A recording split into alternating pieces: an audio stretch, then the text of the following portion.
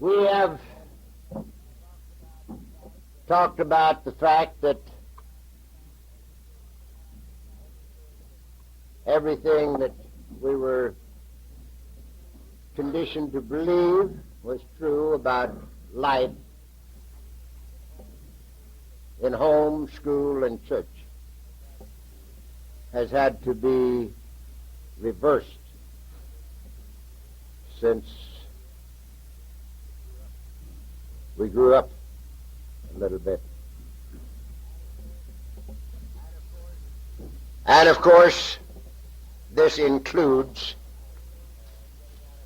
getting out of our own way, self-discovery. It includes surrender, when we were conditioned to believe that surrender was for the weak. Strong man wins, a weak man surrenders. So, we had to run our own lives. We had to win the battle. In this new way of life, we have nothing to win, nothing to prove, and we're not going anyplace. Nothing to win, nothing to prove, and we're not going anyplace.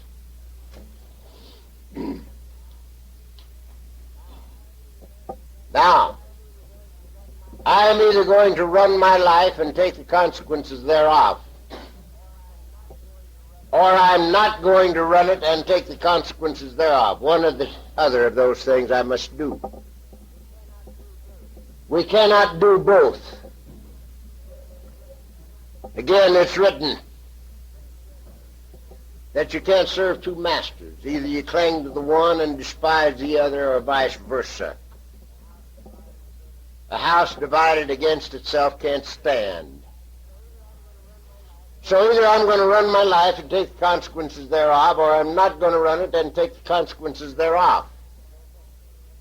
And they don't mix. And I can't run mine. As we have said, we had 43 years to run the show, during which time I was the star of the show and the master of ceremonies. And after 43 years, I had accomplished failure in every department of life. So I can't run my life. I can't run nothing. Can't run my business, can't run my wife, can't run my kids. Can't run anything. And I knew it. I knew it when I got here. I came here knowing that I had lost the battle of life. And I had given it everything I had.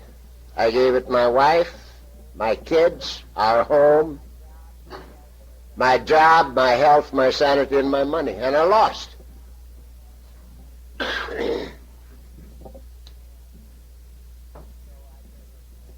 So I can't run my life.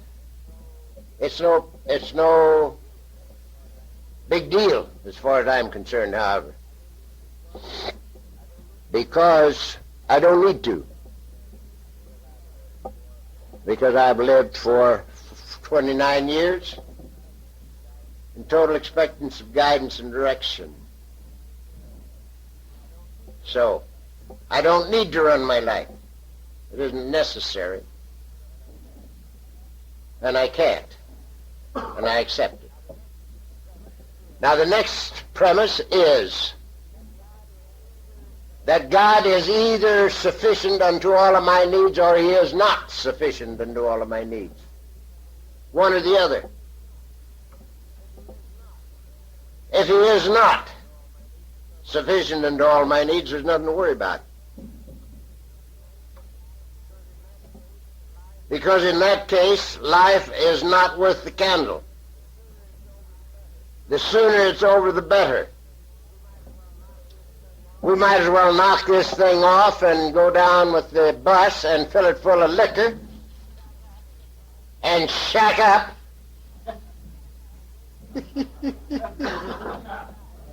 And drink till we die.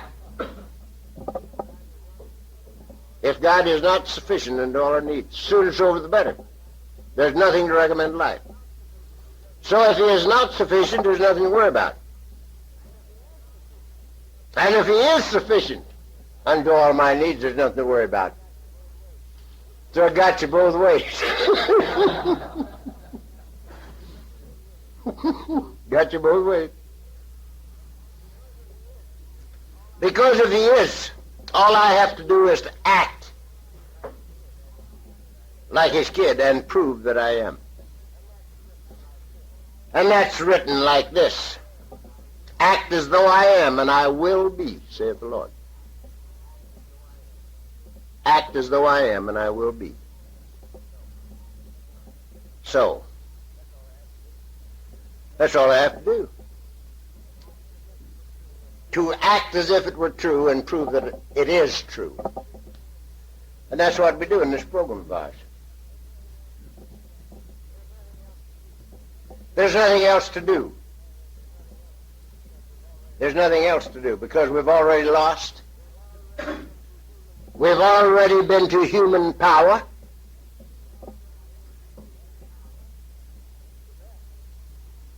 The best I went to. The priest, the preacher, the doctor. And as we said, to the guy who knew more psychiatry than there is. And every one of them talked to me about willpower, backbone, and stand up and being a man. Every one of them. Because you see, prior to 29 years ago, almost nobody knew anything about alcoholism. The people I went to see, the authorities, did not know anything about alcoholism. And they couldn't help me.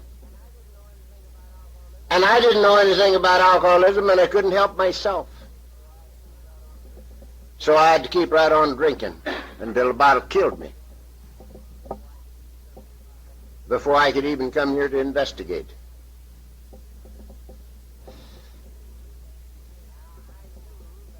Now, I knew that my job, or my problem, was not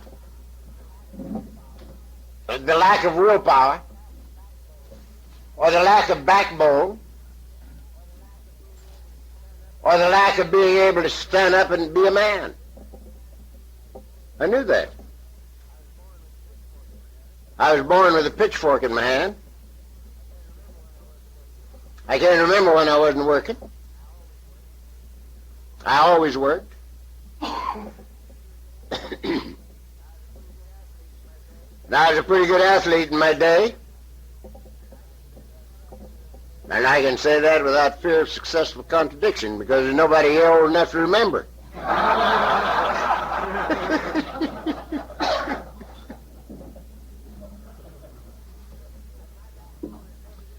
And my backbone had never given me the slightest trouble. And you know something? It hasn't yet. My backbone does a hell of a job for me. If everything I have worked as well as my backbone, I'd be in top shape.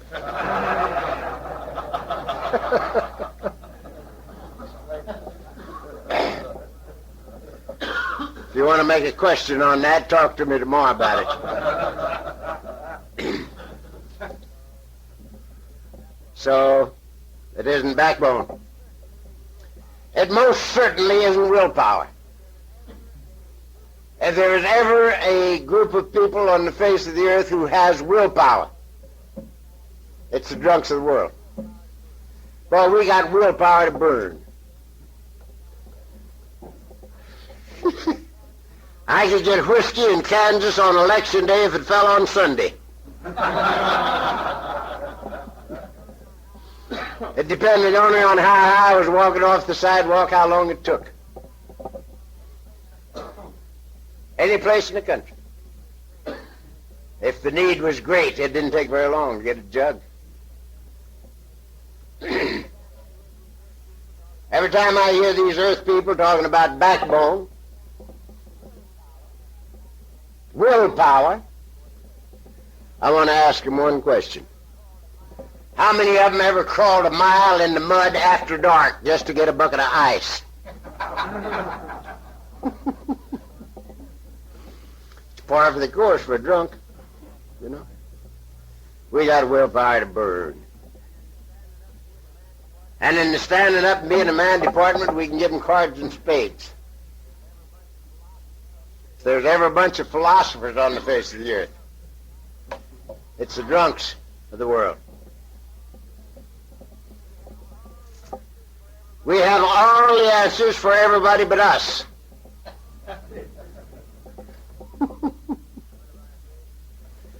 One of our great assets, one of the things that really endeared us to the non-alcoholic world. We have always known exactly what is wrong with him, and we didn't mind telling him. And that's not a good way to win friends and influence people either.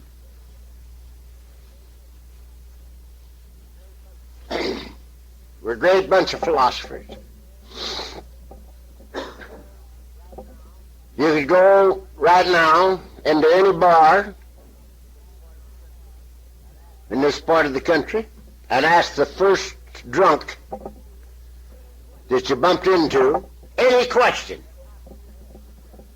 that popped in your head, and he'd tell you. He wouldn't stammer and stutter. He wouldn't say, I don't know. He'd tell you. Great bunch of philosophers. So, I knew all the time that my problem was not willpower, backbone, and standing up and being a man. But I didn't know what it was. So,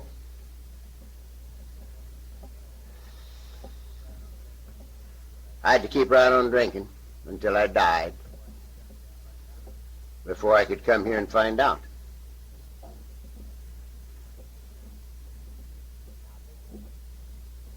Now, this isn't any criticism of the doctors or the preachers or the priests or the psychiatrists, because they didn't know. Back in those days, they did not know. It's a comparatively recent thing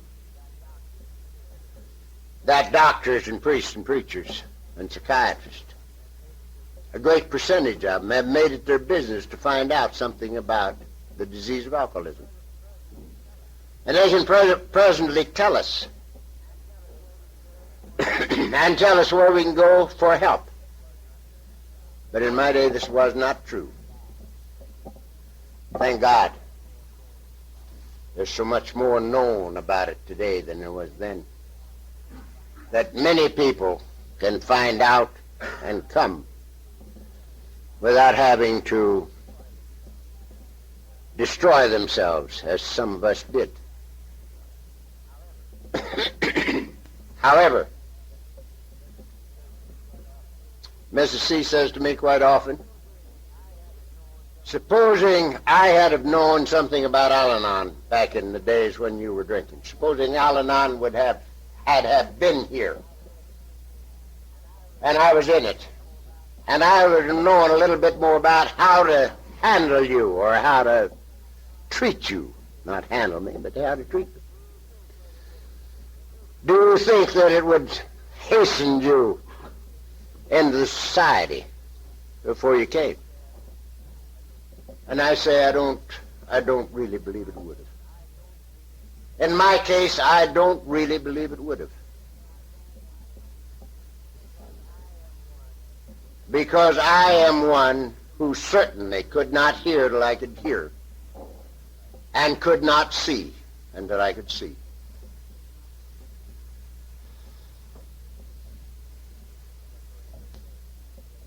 As I told you the other day, I read Jack Alexander's article in the Post.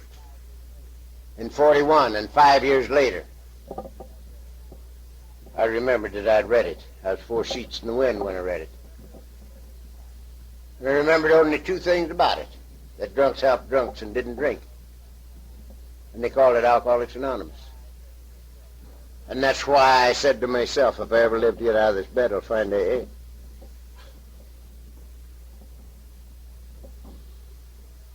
And from the decision until now, I haven't had to drink. So I don't know. In my own case, up until my last drunk, it was never my fault that I drank. Up until my last drunk. And I got drunk for 25 years. And I was a periodic for the last 10. And I was physically as sober as I am tonight. Between every 2 drunks for 10 years. And I could look at my record with physically sober eyes for that whole 10 years. And yet, until my last drunk, it was never my fault that I drank. It was your fault. It was my wife's fault. It was her mother's fault. Now, there was a king-size reason for getting drunk. That mother-in-law of mine. Reminds me of a little story I picked up from Al Badger in Dallas. Al's gone to the big meeting. He's a hell of a guy. He was about 3 or 4 months before me in the program. He was soberly died a year or so ago. And he was a great storyteller, and he told this story. He said there's 2 drunks who met on the street. And one of them says the other how's things. Oh, he says, not good. Well, he says, that's bad. He says, not so bad. He says, I got married. Well, he says, that's good. He says, not so good. He says, I got my mother-in-law, too. Well, he says, that's bad. He says, not so bad. She's got money. He says, that's good. He says, not so good. She wants to boss everything. He says, that's bad. He says, not so bad. She bought us a house. He says, that's good. He says, not so good. The house burned down. Well, he says, that sure is bad. He says, not bad, brother. He says, she burned too.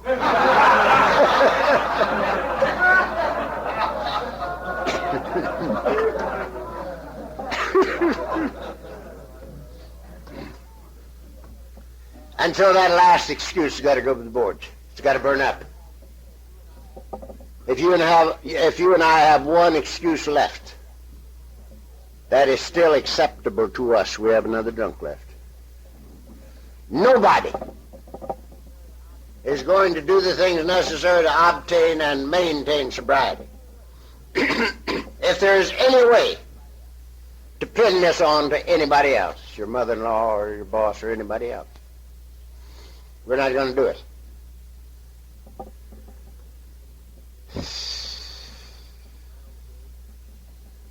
In my own case, I don't remember if I told you this down here or not. I've told it many, many times. But on my next to last drunk, when I went to the kitchen after a glass of buttermilk, Dick and Miss C were sitting in the living room. They heard me let out a beller and heard me hit the floor. Came running out thinking that I was in an alcoholic convulsion, but I wasn't.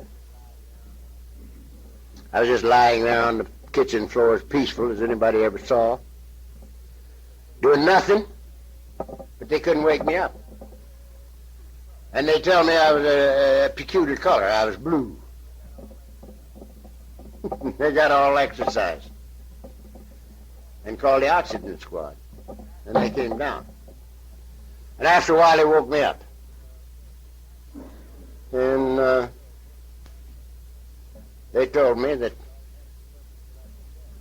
to all intents and purposes, I'd been dead. That they'd had a hell of a time bringing me to, and nobody'd ever bring me to again under those circumstances. And they told me if they were me, they wouldn't do that anymore. I remember I told you that.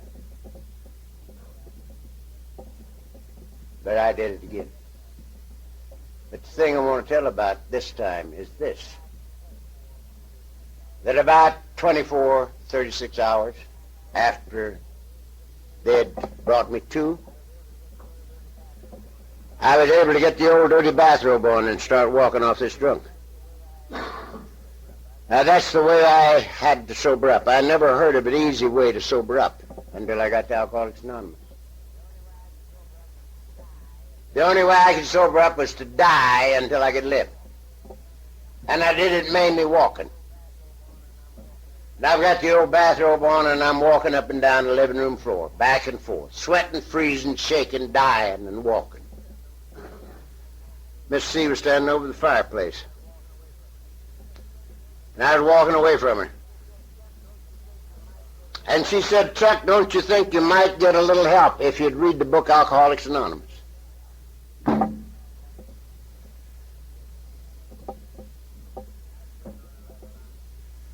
And I turned on her like a lion. I said, "You, my very own wife, suggesting that I read a book written by a bunch of drunks. I who have read all the good books with the good authors. And you want me, why, it says you wound me deeply." Now, I'd just been dead 48 hours before, and she wounded me deeply. And I polished her off completely by saying, "And besides, I can write a better book than that myself." Now, that was just 90 days before I came crawling into this program. Just 90 days. I'd been getting drunk for 25 years. And she wounded me deeply by suggesting that I read this book. So I doubt very much if there was any way that I could have gotten here except the way I came. And that was to totally burn up, which happened to me in my last time out. Now, many times people hearing a guy like me, or some of you, who had everything happen to him that can happen to anybody, and they say, "Well, those things didn't happen to me. I've never been in jail. I've never had DTs. I've never had convulsions. I've never had trouble with elephants. You know, I had a lot of trouble with elephants. I may be one of the few people that ever lived in Beverly Hills that were charged by a herd of elephants. That almost never happens in Beverly Hills. Still running me right out of the town. No convulsions. I've had them all. And they say, "Well, those things haven't happened to me, therefore I'm not an alcoholic." Now we think that there's no degrees of alcoholism. You can either drink well or you can't. One or the other. Alcoholism is a great deal like pregnancy. A gal don't get any more pregnant in 8.5 months than she was 15 seconds after conception. It just shows more. Same thing's true with us. I don't think we get more alcoholic. I think it just shows more as time goes on. And it don't make any difference how many of those things you've missed. You know whether or not you can drink well. And if you can't drink well, you might be an alcoholic. We say in this dealing of ours, if alcohol interferes with your personal life, your business life, or your social life, any one of these three, maybe, any two perhaps, and the three of them, you're a cinch. But there's another little question that I like better than all three of those. And it's very, very simple. Is it necessary for you to wonder whether or not you're an alcoholic? If you are, sign up with the secretary before you leave. I have never caught a non-alcoholic wondering whether or not they were an alcoholic in 29 years. It's always been an alkie that's trying to figure out some way to beat this rap.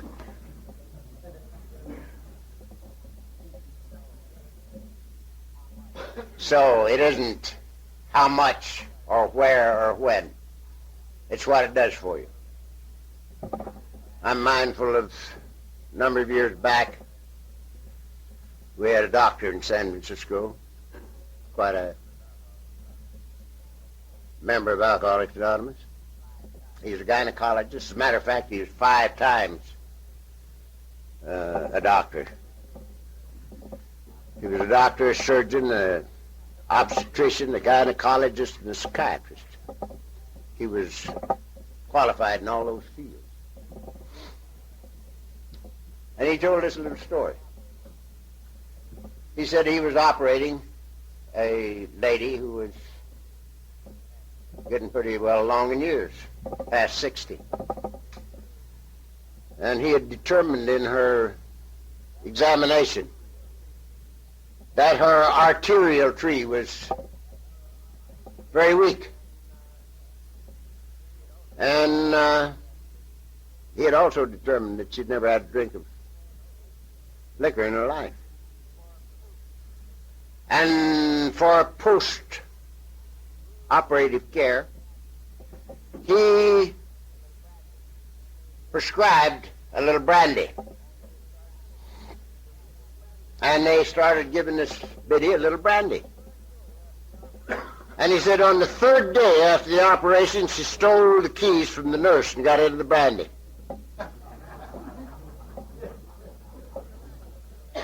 And she'd never had a drink in her life up until that time. So it's not how much or how long, it's what it does to us, you know. And you can either drink well or you can't. And if you can't,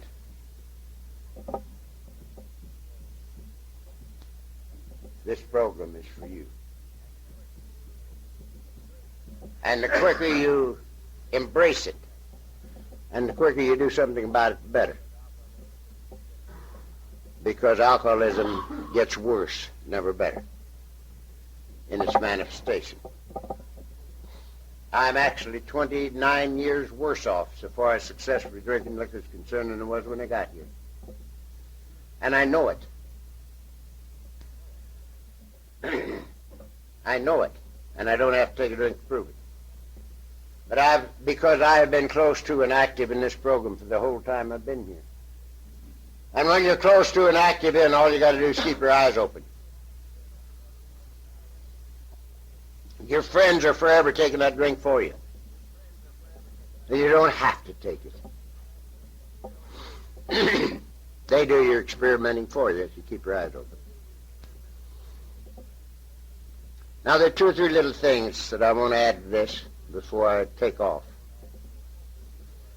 When I first got here, I was quite sure that people who had not suffered as much as I had suffered couldn't possibly love this thing as much as I did. And I felt a little bit sorry for those who came and hadn't had some of the things happen to them that I had happen to me. Because I knew that they didn't, they couldn't feel this thing like I did. Until I got to working with a J.B. priest. Never been kicked out of anything. Was still serving the altar. But he was a priest. A J.B. at that.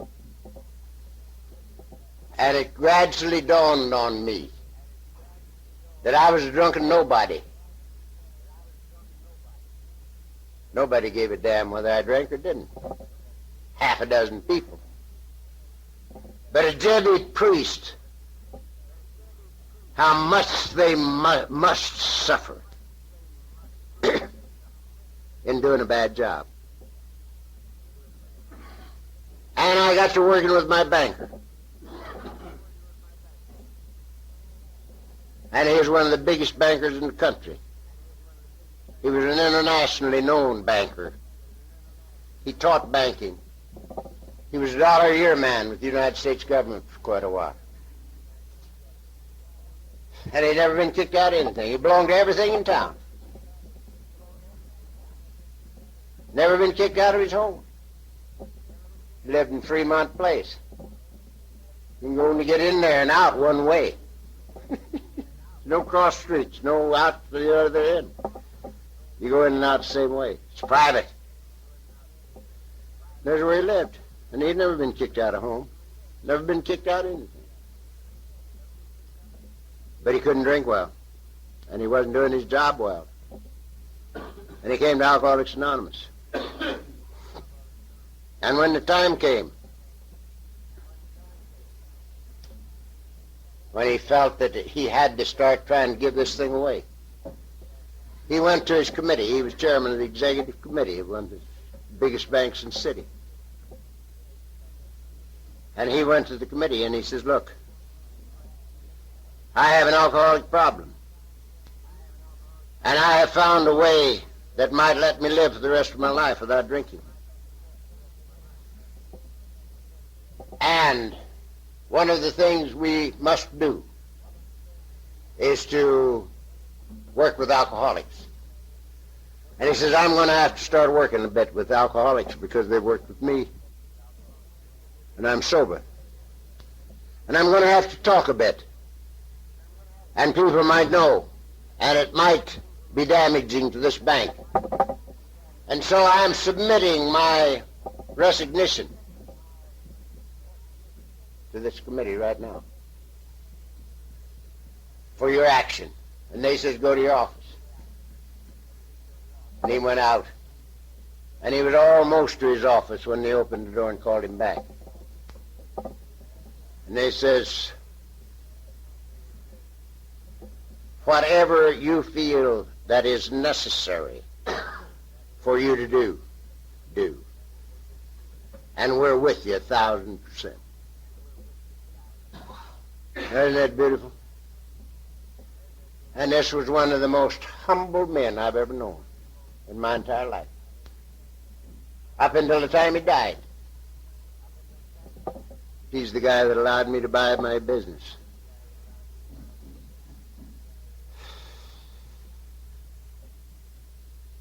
Beautiful, beautiful man. And we used to sit between Christmas and New Year's every year and have lunch in the California Club, which he belonged to. I didn't. But he did. He belonged to everything. And he'd sit there and tell me that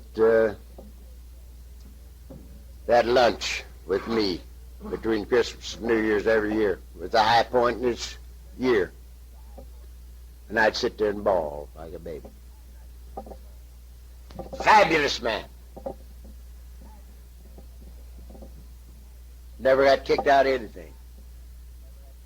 But how he must have hurt. How he must have hurt. So I had to come to see that it's not possible for you and for me to decide how much somebody else is hurt. We don't know what's going on inside of somebody else. And they might have hurt 10 times, 100 times worse than I. And here I was sort of pitying them because they couldn't love this thing as much as I did.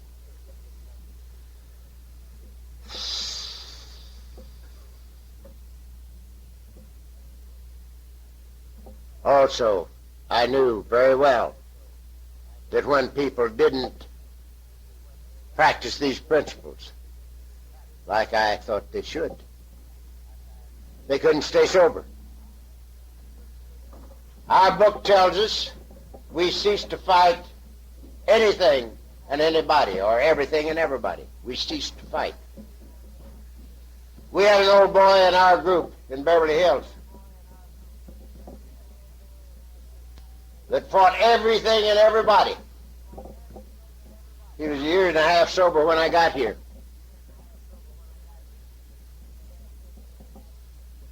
And he's a year and a half older than I am in the program right now.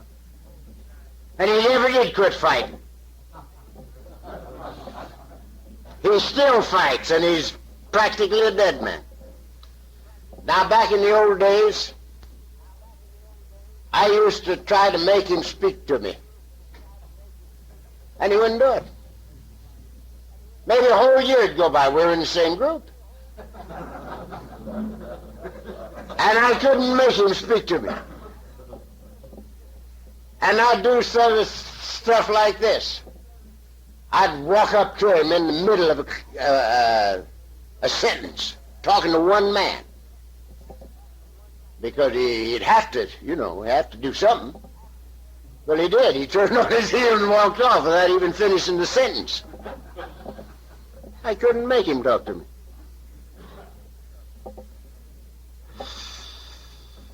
And when I got my 21st birthday, he gave it to me.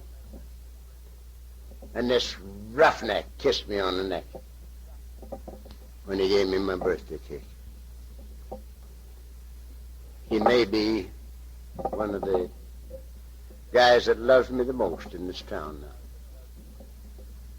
So, we have to come to see that it isn't where you are, it's where you came from.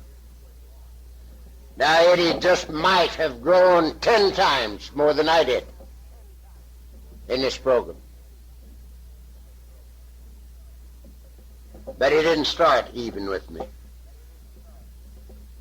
He started down the ladder a ways. And so we have to come and see these things. And it makes for much, much, much more beautiful living experience in Alcoholics Anonymous.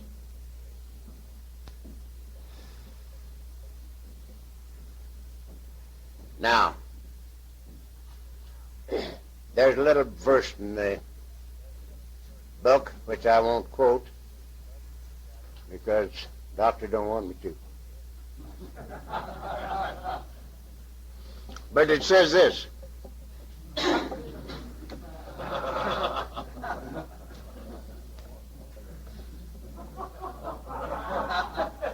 It says, "Blessed is he who condemneth not himself in that which he alloweth."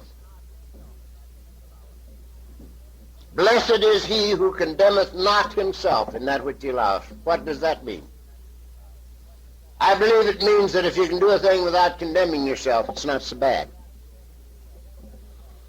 But if you condemn yourself for it, you better jolly well quit it, it'll kill you. And I think this is one of the greatest differences between a good old Saturday night drunk and an alcoholic. Because you and I condemned ourselves from the beginning. Now, if we were raised in a religion that did not condemn us for moderate drinking, maybe we didn't condemn ourselves for moderate drinking, but we condemned ourselves for a bad performance. So from the beginning, we condemned ourselves. I knew better than to drink before I ever took my first drink. I condemned myself from the first drink. And as time went on, the condemnation became hatred. And we end up hating our guts. We can hardly look in the mirror to shave because of self-loathing. Blessed is he who condemneth not himself in that which he alloweth.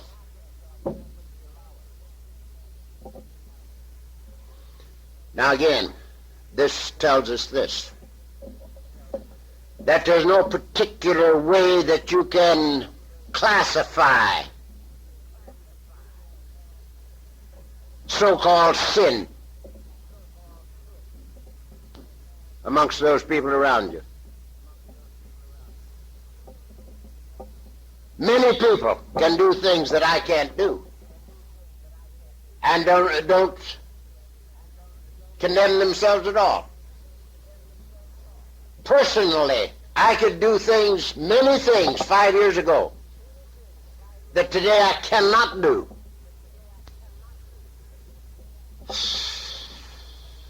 And so it depends on where we are, what we can do, and what we have to get rid of. And it's a continuous process. Because the higher we go, the more we have to discard. And the more we discard, the freer we become. It's amazing.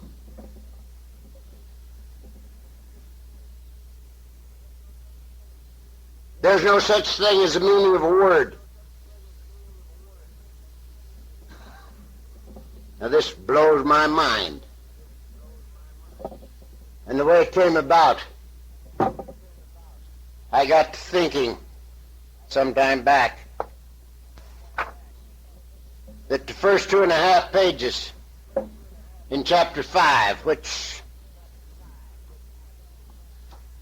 add up the end of C to about 450 or 60 words. That's all there is in there. I never counted them, but I think that's about it. And I have gone through that not less than 25 and probably nearer 30,000 times in 29 years.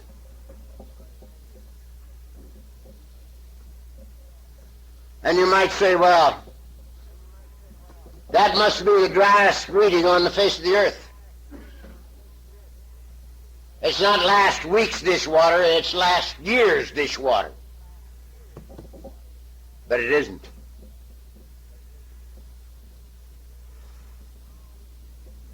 They're always new. Every time I hear them, they're always new. Every time I read them. Every time I talk about them, they're new. The words remain the same, but we don't. And it depends entirely where we are, what they mean. And they will always be more meaningful.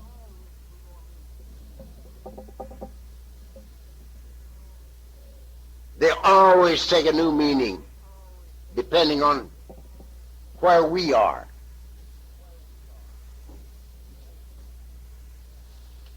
And we'll be walking up this ladder forever, world without end, amen.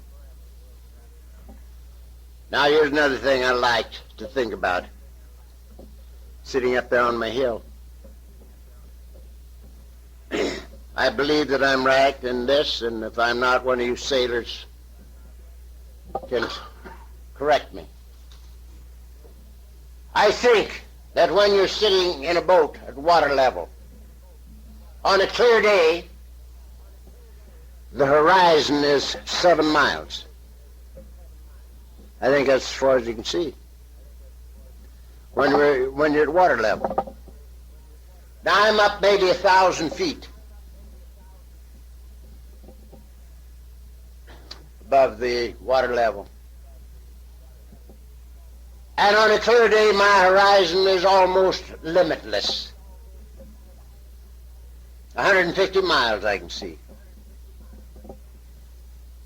Sometimes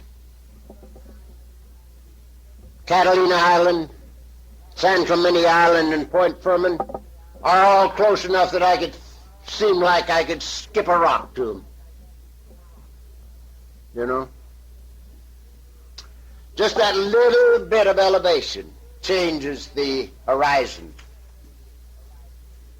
from 7 to maybe 150 miles. And we'll be walking up these stairs forever. Now the only thing we can't change about our lives, the only thing that cannot be changed by us, is that we're stuck with ourselves forever. World without end, amen. Now this is a bleak prospect, isn't it?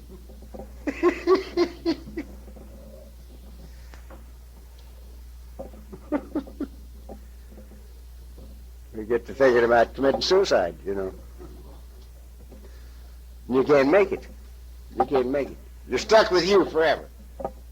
Everything else in life you can change. You don't even have to go home from here if you don't want to. You can go someplace else. You don't ever have to see your wife again if you don't want to. You never have to see your kids again if you don't want to. You don't have to stay in California. You don't have to stay in the United States. You can change everything in life but one. You can't get away from you. You're stuck with you forever. I'm stuck with me forever. Now it would appear that when we get here, they would try to teach us how to be friends with ourselves.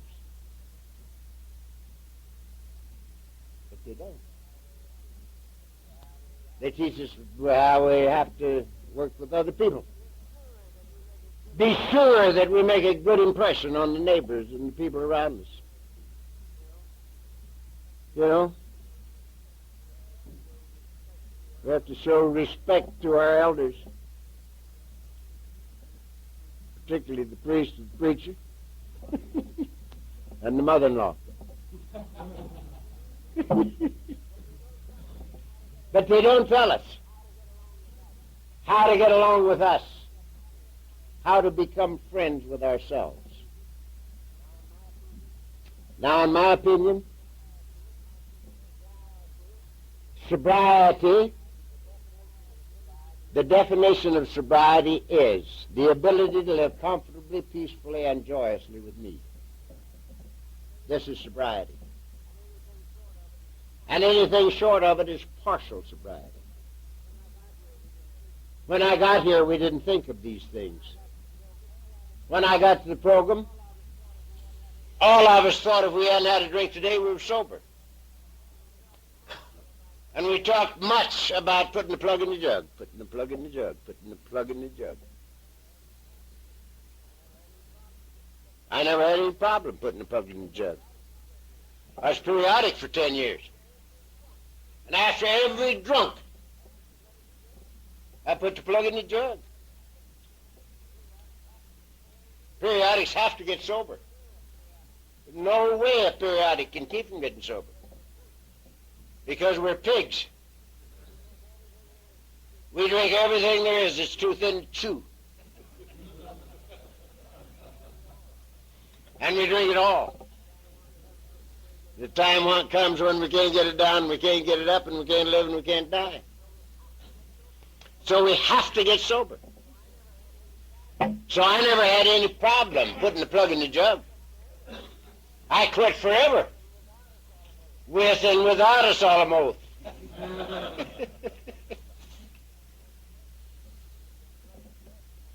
Put the plug in the jug. My problem was not putting the plug in the jug. It was taking the plug out of the jug. Because when my time came, I took the plug out of the jug. And I was off again. So, physical sobriety is absolutely important. To me, it's synonymous with life. I cannot live and drink, and of myself I can't keep from drinking. So I have to be physically sober, lest I die.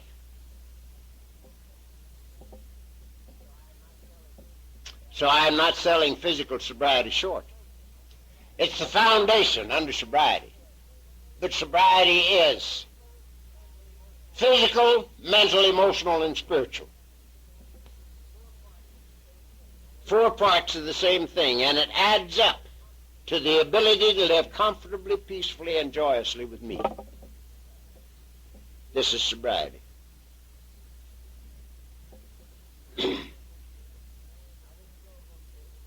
Now, this program is more important to me today than it was 29 years ago.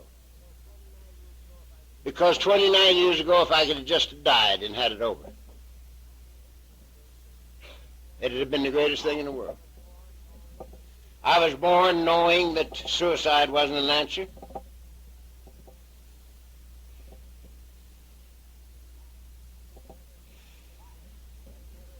But it never occurred to me that drinking yourself to death was suicide until I was sober 5 years. So I tried my damnedest to drink myself to death, but I couldn't make it.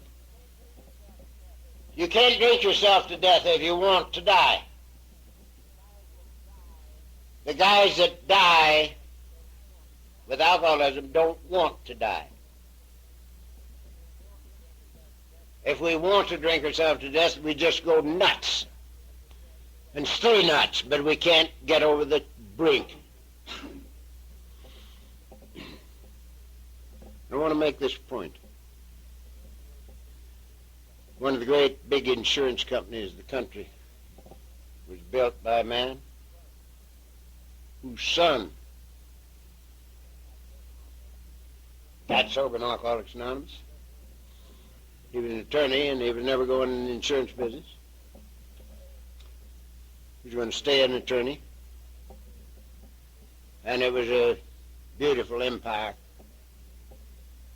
And I don't know how much effect I had on him, but I talked with him for a long, long time about getting on in that business and taking over, because his dad was way long in years.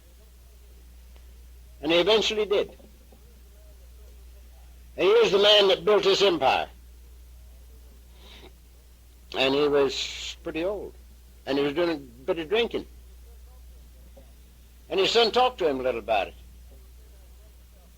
And he says, I can drink myself to death if I want to. And his son says, no, you can't. Well, he says, so-and-so did. Mentioning another big man in the insurance business who had drunk himself to death. And the lad says, yes, but he didn't want to.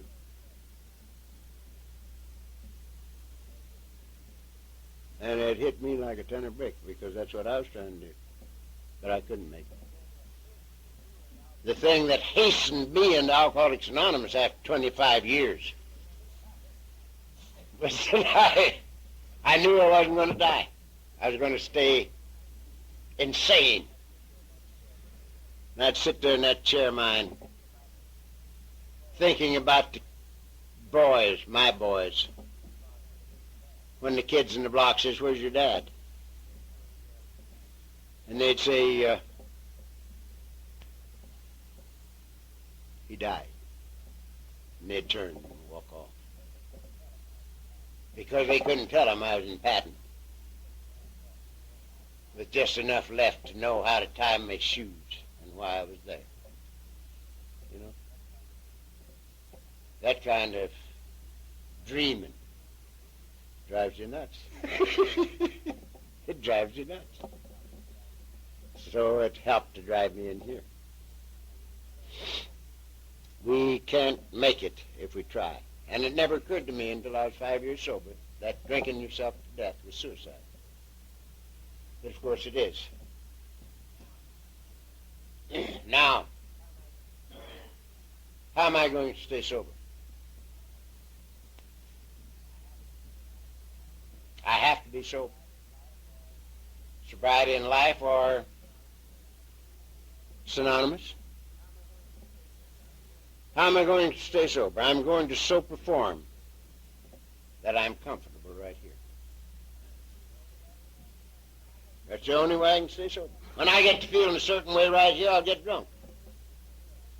Now, I hear many people say that if you've been in Alcoholics Anonymous a while, you have to think to drink. I don't believe it.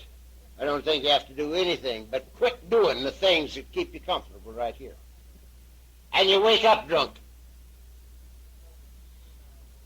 Because, you see, you and I know a way to stop that big hurt.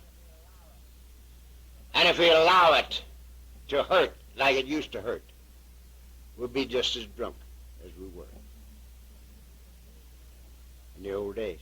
And we don't have to think about it at all. Just quit doing the things that keep us comfortable right here. Now, I believe with the doctors that alcoholism is a disease. I believe that it's terminal. I believe that it's a disease of a twofold nature, an allergy to the body coupled with an obsession of the mind. I accept all this. But I do not believe that that's all there is to the disease of alcoholism. If it was merely mental and physical, a good internist and a good psychiatrist could take me apart and put me back together and I'd tick. But this doesn't very often happen to us. Once in a while somebody gets sober and stays sober, but it doesn't often happen.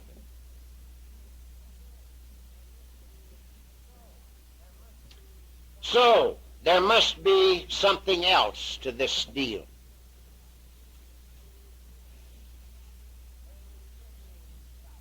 A living problem, and we must have a living answer. And inasmuch as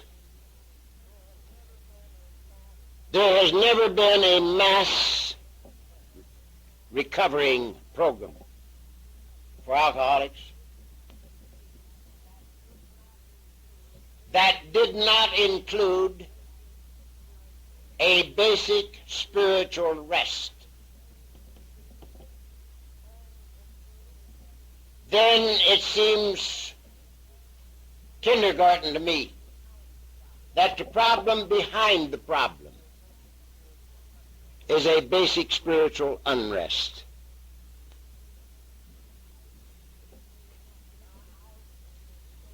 Now, I say often when I'm about ready to quit talking,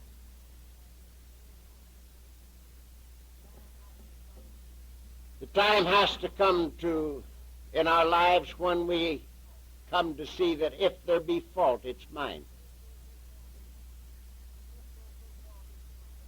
If there be fault, it's mine. And I say if there be fault because I don't believe there's fault. I believe that you and I are the victims of a combination of characteristics which came with us that make it impossible for us to integrate ourselves into the life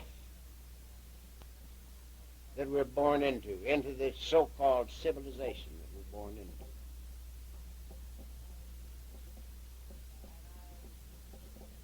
And I look at myself and a few thousand of you people, and it seems that there are three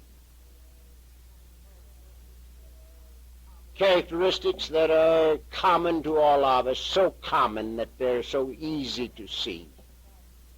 In every one of us, regardless of race, color, creed,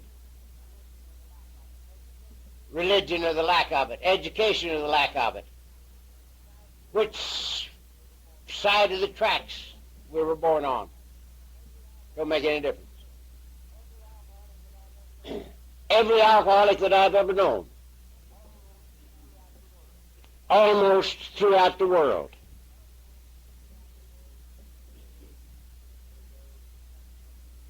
is a perfectionist, an idealist, with the terrific drive for excellence that goes with perfectionism.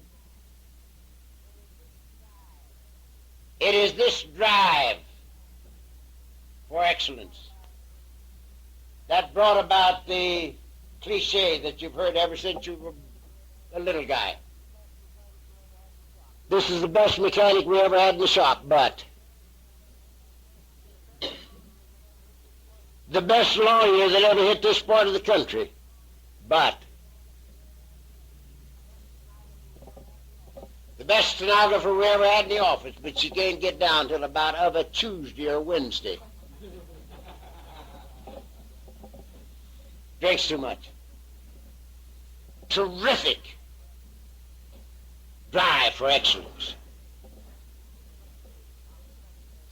Perfectionism. Now, perfectionism is a beautiful characteristic or attribute when we learn how to live with it. But until we do, it'll kill us.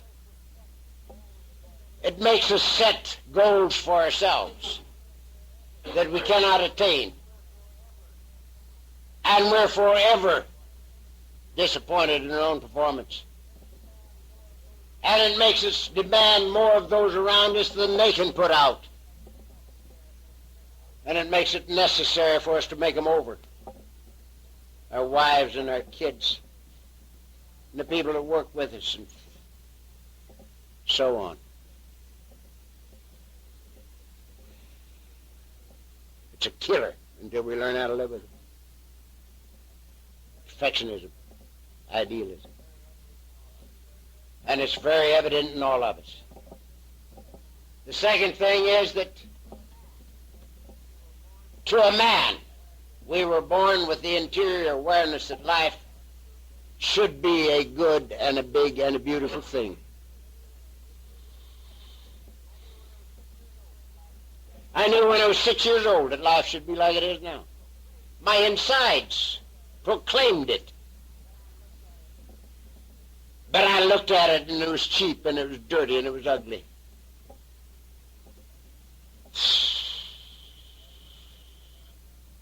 And that was one of my biggest problems. I couldn't integrate myself in the life around me because I didn't like it.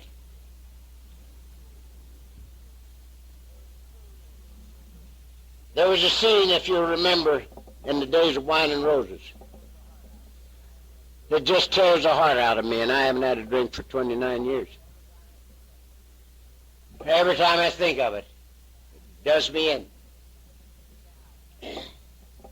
This gal had come back to her husband's apartment to try to talk him, her ex-husband's apartment, try to talk him into rejoining her in the drinking world. And he'd gotten into Alcoholics Anonymous.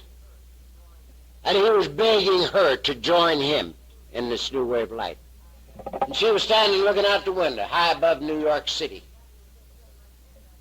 And she finally says to him, I can't. When I look out of this window sober, it's cheap and it's dirty and it's ugly. And when I look out drunk, it's beautiful.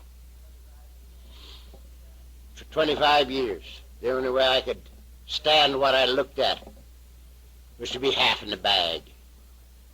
And this is one of my big problems, and yours. And lastly, there are many more, but we'll just use 3.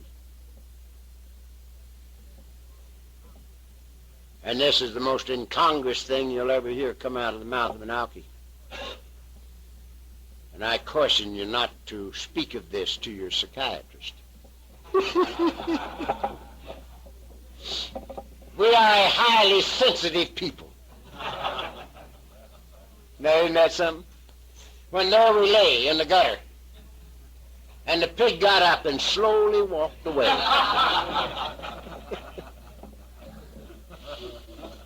We're a highly sensitive people. That's the reason that the psychiatric world, from one end of the world to the next, has labeled us as being emotionally immature. Every one of them. We're emotionally immature. I don't believe it. I think that we have several times the capacity for feeling that the psychiatrist has. If a psychiatrist came in and found me lying there on the floor in front of my big window, so drunk I couldn't even get up, crying my eyes out over a beautiful sunset. Emotional immaturity. He don't know it's so damn pretty I can't stand it. Now again, I haven't had a drink for 29 years. But a year ago, I was down on the knobs above Louisville, Kentucky, along the Ohio River. And it was in October, and the leaves had turned. And it's the most beautiful sight on the face of the earth. All those beautiful colors, and miles of it. It's so beautiful. I sat there all alone in my car and bawled my eyes out. So pretty I couldn't stand it. We're not emotionally immature. We are a highly sensitive people. Now, as I've told many of you, I've been in prisons practically all over the world, mostly as a guest. I could leave after a while. And amongst them is Folsom. Now, Folsom is for habitual criminals. You can't get into Folsom for murder if it's first time.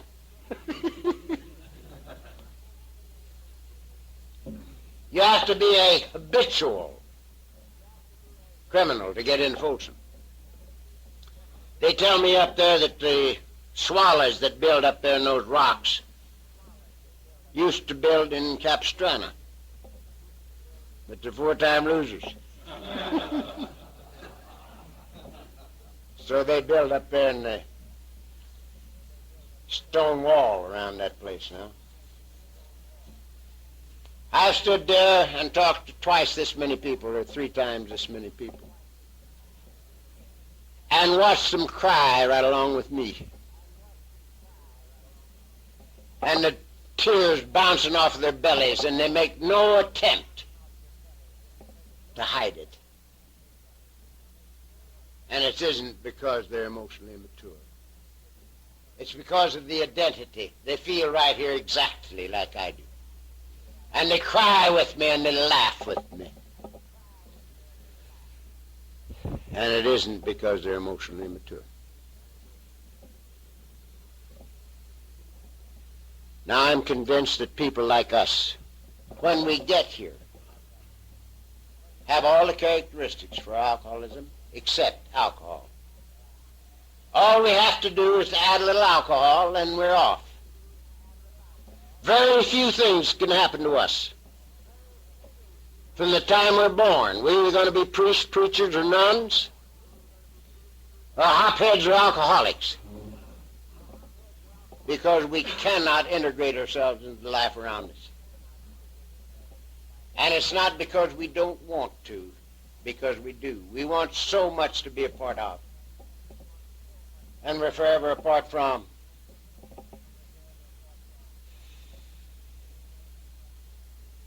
And so, this is our problem, a basic spiritual unrest. Unfortunately,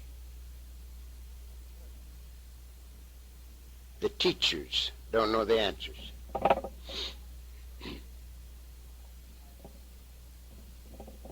I bury a few people. I think I told you I had 2 this week. Monday and Tuesday, I had funerals. A few months ago, I was asked to give a little eulogy for a 16-year-old girl who had taken an overdose.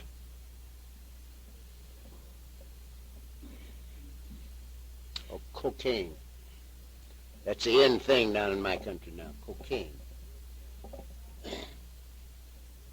And she died. And I got out there to the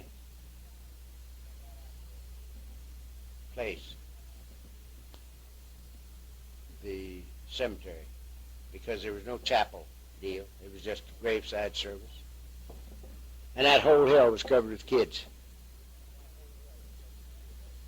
I don't know how many, just a whole passel of kids, teenagers, on that hill. And I said to myself, this can't be just a regular deal. I've got to talk to these kids. And I talked first for a little bit with their parents and the few older people that were there. And I told them that I didn't believe in death and why and so forth and so on. And then I started talking to kids. And I told them I had great empathy for them, because I too had been born into a society that I couldn't swallow. I couldn't integrate myself into. And I had to find a way to be comfortable, because I was not comfortable in society in which I had to move. And when I was 19, I found a way to get comfortable in that society. And for the next 15 years, I used this chemical for an answer. And it was an answer for the first 15 years. But after 15 years, my answer turned on me and became the problem. And in the next 10 years, it made it necessary for me to find the right answer.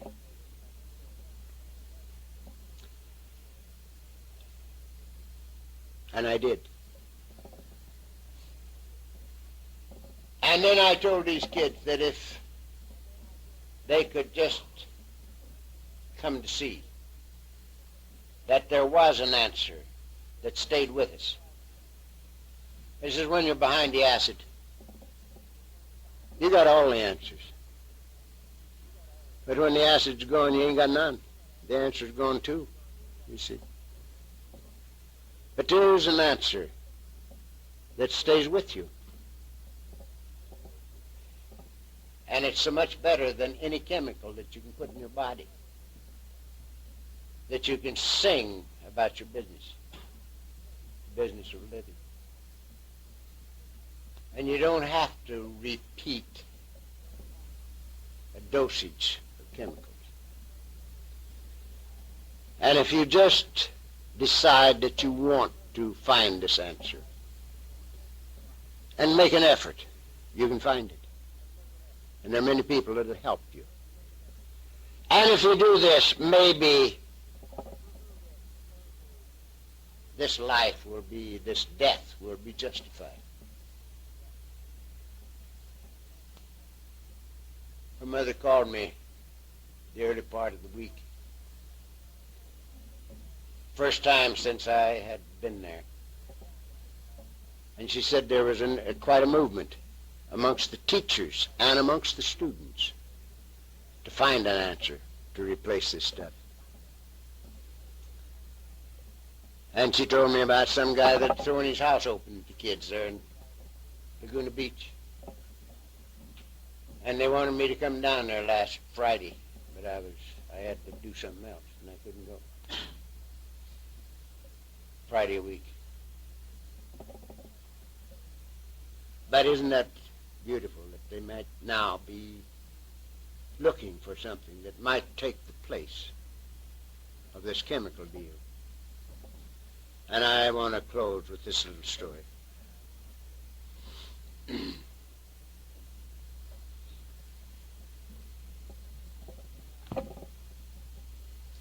Before Alcoholics Anonymous was born,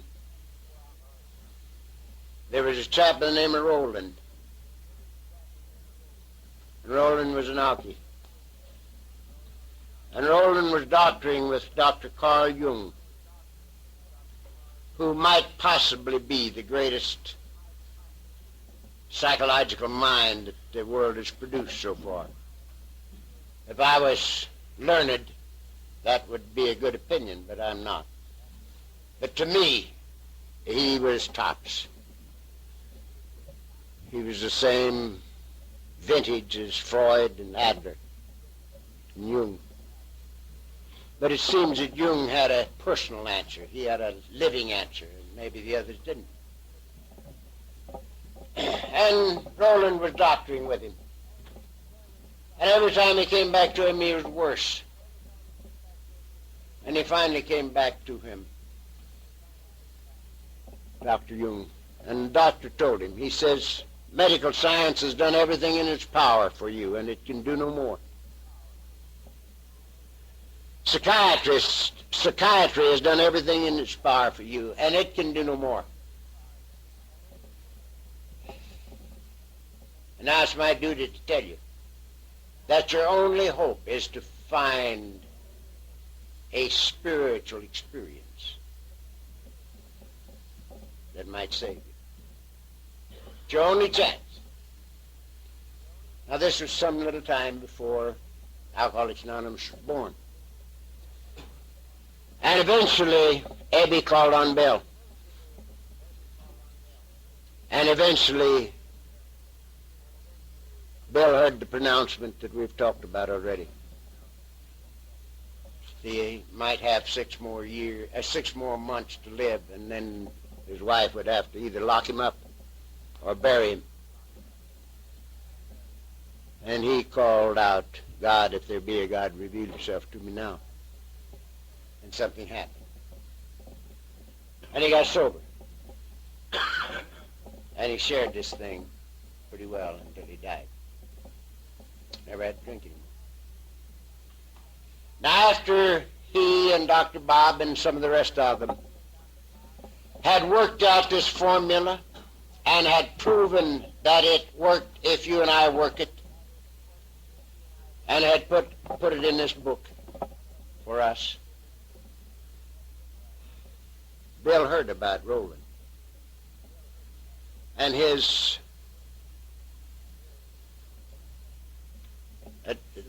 what Dr. Jung had told him about the spiritual awakening, the spiritual experience being his only chance.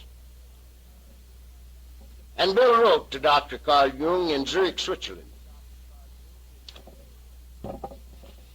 And he asked him in the letter, how come he had known enough about alcoholism to so counsel Roland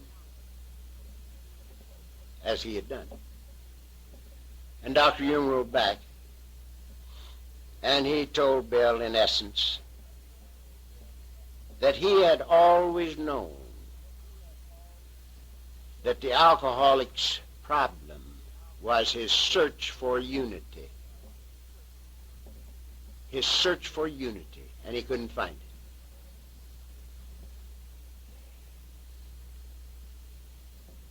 He even quoted one of my favorite verses.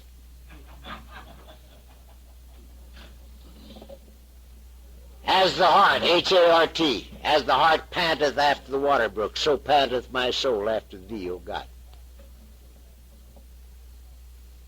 He'd always known that this was the alcoholic's problem. His attempt to find unity with the life around him and with the God that made him. And when he found the bottle, it seemed to be the missing ingredient. It seemed to let him live a little bit more comfortably with himself and in the society around him. And he had found chemical unity. And it did a pretty good job with him until it became the problem that only a spiritual answer could solve. Now that's a beautiful thing. And most of us agree with it. Now here's what happened. And this just curls my hair. This is fantastic. It's a beautiful, beautiful thing to me. Roland, having heard this, affiliated himself with the Oxford movement and got sober. And he ran into Ebby. And he got Ebby into the Oxford movement. And Ebby got sober. And Ebby called on Bill. And Bill got sober.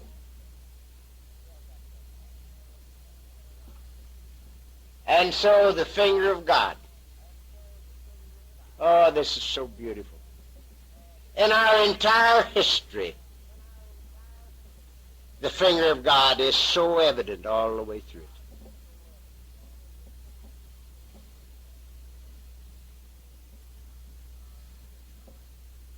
From Dr. Carl Jung to Roland, to Ebby, to Bill to Dr. Bob, and Dr. Bob and Bill to us. What a beautiful thing it is. And how fortunate are we?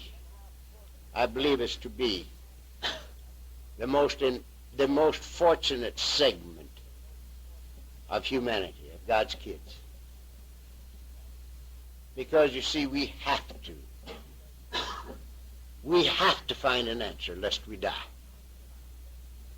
You come here not looking for God or to get our wives back or to get the love of our kids back. Not even looking for health in many cases, like my own. But just a way to live one day at a time without drinking so that we might rub out a little of the record. And we find that the formula for sobriety and the formula for the good life and the formula of God are all the same. And we find an answer that makes the chemical unnecessary. And it's an answer that don't stay in the meeting when we leave. It goes with us. And we're never alone anymore.